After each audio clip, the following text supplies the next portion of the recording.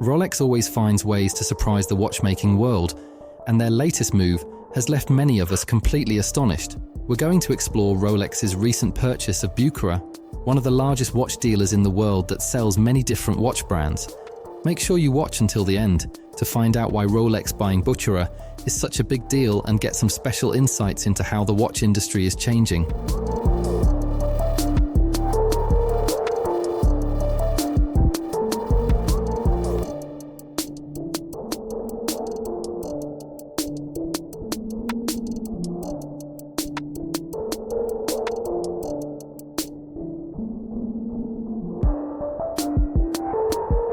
You won't want to miss any of this exciting watchmaking news. As Rolex continues to make moves in the world of luxury watches, it appears they want to do something unexpected. Recently, Rolex announced that they have purchased Bucherer, one of the biggest multi-brand watch dealers worldwide. This is a significant move, as it's never been done before in the industry. You might wonder why a company like Rolex would want to expand by purchasing a dealer chain. Is this a big deal, or is it being blown out of proportion? And why should you even care? Before we delve into what's happening between the two companies, let's first understand the long history between Rolex and Bucherer. Back in 1924, Ernest Bucherer and Hans Wilsdorf established a partnership that has lasted for over 90 years. As Bucherer's retail brand grew, they opened more than 100 stores worldwide, including in Switzerland, the United States, England, France, Denmark, and Germany. Lately, they've been expanding in North America too. Bucherer currently has 53 stores selling Rolex watches and 48 selling Tudor, which is Rolex's sister brand. However, the direct heir to Bucherer, Jörg, had big plans for the company's future, but he didn't have any descendants to carry on the legacy. As Bucherer's business peaked and then declined, Jörg knew he needed to sell the company quickly. Fortunately, Rolex was interested in scaling its own business, and this partnership became an opportunity for both Jörg and Rolex. In their press release, Rolex paid tribute to Jörg's history with the company and recognized him as the last living person who worked with Hans Wilsdorf, Rolex's founder. Because of Jörg's significant history with Rolex, they decided to make him the honorary president of Bucherer. This acquisition turned out to be a win-win for both parties. Jörg achieved his goals, and Rolex gained more than just business-to-business opportunities. They now have direct access to business-to-consumer opportunities as well. For those still wondering why this acquisition matters in the watch world, here's a simple breakdown of the situation regarding dealerships over the years. To begin with, the acquisition of Bucherer, a company valued at nearly $2 billion, is a significant event in the watch industry. What makes it a big deal is that in the world of watches, brands usually sell their products through authorized dealerships rather than directly to customers. This has always meant that the customer's buying experience is largely controlled by these authorized dealers. What this means is that once a watch brand's products are in the hands of these dealers, the brand loses control over the relationship with its customers. In recent times, Rolex has been unhappy with this situation. There have been many reports of dealerships receiving letters from Rolex and facing suspensions of sales for weeks or even months. In some cases, Rolex has completely severed ties with certain dealerships due to issues like poor customer service and a failure to meet Rolex's expectations. Now, with the acquisition of Bucherer, Rolex gains direct control over the entire customer experience. They are now responsible for how customers interact with their brand directly, and they no longer need to rely on what is called the middleman to sell their products according to their wishes.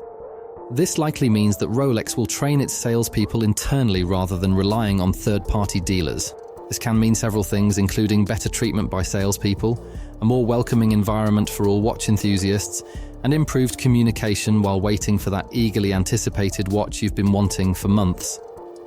Beyond having more control over their watch sales, owning a multi-brand authorized dealer like Bucherer also gives Rolex more control over the sales of competing products. Owning these large Bucherer stores gives Rolex prime real estate, which is likely to lead to store renovations and changes in how other watches are sold compared to Rolex. Rolex will probably prioritize its own products and may even dedicate specific areas within each store exclusively to Rolex products. They might also rearrange the placement of competing products, favoring brands that pose less of a threat to their own sales. So, if you're an Omega fan, you might not see the Seamaster watch prominently displayed as it used to be in Bucherer stores.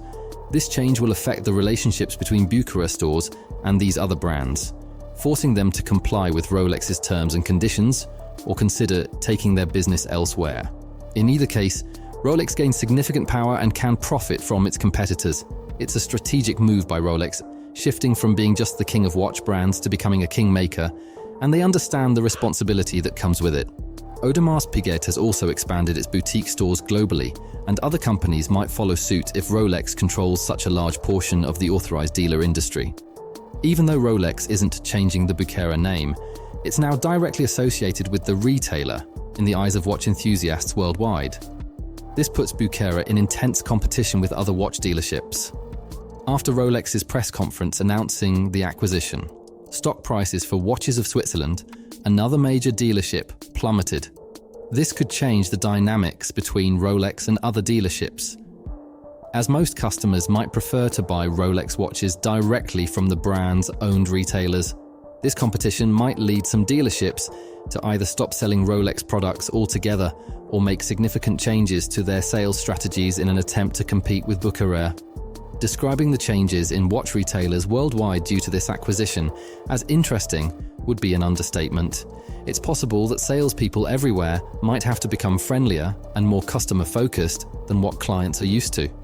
Marketing campaigns could become more aggressive, or Rolex might even dominate the luxury watch market entirely. However, it's essential to recognize that our predictions based on watch experts and recent trends are just speculation at this point. Any changes that occur could align with our predictions or take a completely different direction. It's also possible that nothing significant may change, and this acquisition could primarily be a way for Rolex to increase its profits. Regardless, any changes that do happen will likely develop over an extended period, so it may be years before you walk into a watch store and feel the impact of these changes on your shopping experience. What will be particularly interesting to observe is how other watch companies attempt to catch up with Rolex, considering Rolex now holds substantial power in the industry. Some companies might choose to collaborate more closely with Rolex given its dominant position. Perhaps the online watch market will gain even more traction than before. After all, traditional retail is facing challenges, and online orders are becoming increasingly affordable compared to dealing with bad customer service in physical stores with hefty premiums. Whatever unfolds, it's likely to work in Rolex's favor because they've strategically positioned themselves to adapt and even control the industry's outcomes. In the end, what do you think of this move by Rolex? Share your thoughts in the comment section below. Thanks for watching, and be sure to like and subscribe to Luxury Focus to stay ahead of all of the latest news in the world of Rolex. See you next time.